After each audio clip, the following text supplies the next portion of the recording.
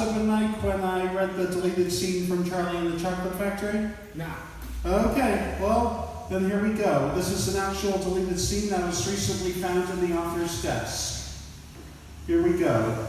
This stuff, said Mr. Wonka, is going to cause chaos in schools all over the world when I get it in the shops. The room that they now entered had rows and rows of pipes coming straight up out of the floor. The pipes were bent over at the top, and they looked like large walking sticks. Out of every pipe there trickled a stream of white crystals. Hundreds of Oompa Loompas were running to and fro, catching the crystals in little golden boxes and stacking the boxes against the walls. "Spotty powder," exclaimed Mr. Wonka, beaming at the company. "There it is, that's it, fantastic stuff." "It looks like sugar," said Miranda Piker. "It's meant to look like sugar," Mr. Wonka said, "and it tastes like sugar, but it isn't sugar, oh dear me, no." "Then what is it?" asked Miranda Piker, speaking rather rudely. "That door over there," said Mr. Wonka, turning away from Miranda and pointing to a small red door at the far end of the room, "leads directly down to the machine that makes the powder. Twice a day I go down there myself to feed it, but I'm the only one. Nobody ever comes with me." They all stared at the little door on which it said, "Most secret, keep out." The hum and throb of powerful machinery could be heard coming up from the depths below, and the floor itself was vibrating all the time. The children could feel it through the soles of their shoes. Miranda Piker now pushed forward and stood in front of Mr. Wonka. She was a nasty-looking girl with a smug face and a smirk on her mouth, and whenever she spoke, it was always with a voice that seemed to be saying, "Everybody is a fool except me." "Okay," Miranda Piker said, smirking at Mr. Wonka, "so what's the big news? What's this stuff meant to do when you eat it?" "Aha," said Mr. Wonka, his eyes sparkling with glee.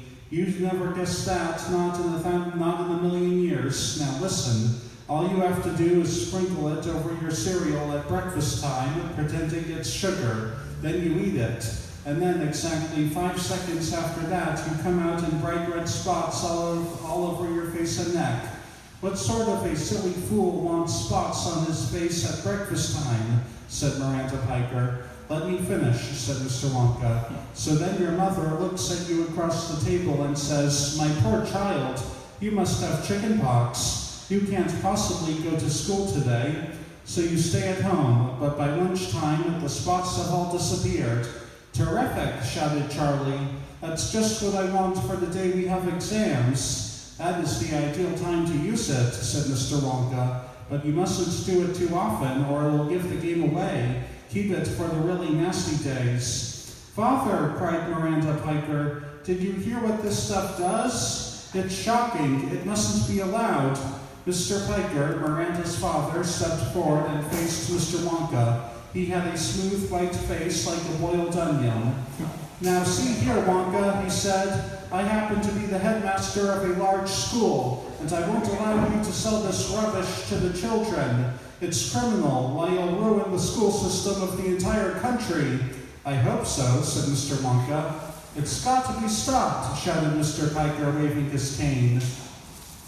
"Who's going to stop it?" asked Mr. Wonka. "In my factory, I make things to please children. I don't care about grown-ups." "I am top of my form," Miranda Piker said, smirking at Mr. Wonka, "and I've never missed a day's school in my life." "And it's time you did," Mr. Wonka said.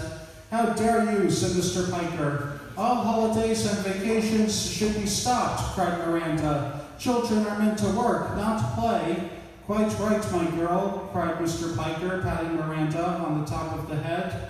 "All work and no play has made you what you are today. Isn't she wonderful?" said Mrs. Piker, beaming at her daughter. "Come on, Father," cried Miranda. "Let's go down into the cellar and smash the machine that makes this dreadful stuff." "Forward," shouted Mr. Piker, brandishing his cane and making a dash for the little red door on which it said, "Most secret, keep out." "Stop," said Mr. Wonka. "Don't go in there, it's terribly secret."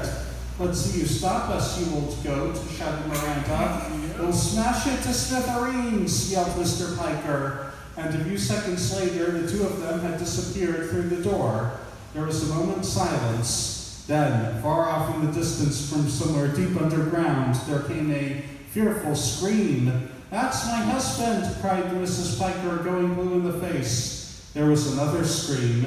"And that's Miranda!" yelled Mrs. Piker, beginning to hop around in circles. "What's happening to them? What have you got down there, you dreadful beast?" "Oh, nothing much," Mr. Wonka answered. "Just a lot of cogs and wheels and chains and things like that, all going round and round and round." "You villain!" she screamed. "I know your tricks. You're grinding them into powder. In 2 minutes, my darling Miranda will come pouring out of one of those dreadful pipes, and so will my husband." "Of course," said Mr. Wonka. "That's part of the recipe. We've got to use 1 or 2 schoolmasters occasionally, or it wouldn't work." "Did you hear him?" shrieked Mrs. Piker, turning to the others. "He admits it. He's nothing but a cold-blooded murderer." Mr. Wonka smiled and patted Mrs. Piker gently on the arm. "Dear lady," he said, "I was only joking."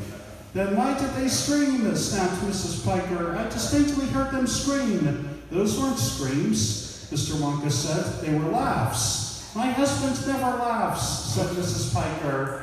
Mr. Wonka flicked his fingers, and up came an Oompa Loompa. "Kindly escort Mrs. Piker to the boiler room," Mr. Wonka said. "Don't fret, dear lady," he went on, shaking Mrs. Piker warmly by the hand. "They'll all come out in the wash. There's nothing to worry about. Off you go. Thank you for coming. Farewell. Goodbye. A pleasure to meet you."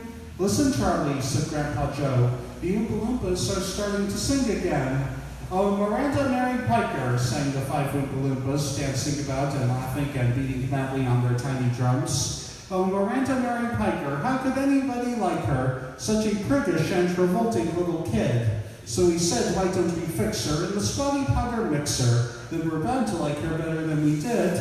Soon this child, who is so vicious, will have gotten quite delicious, and her classmates will have surely understood.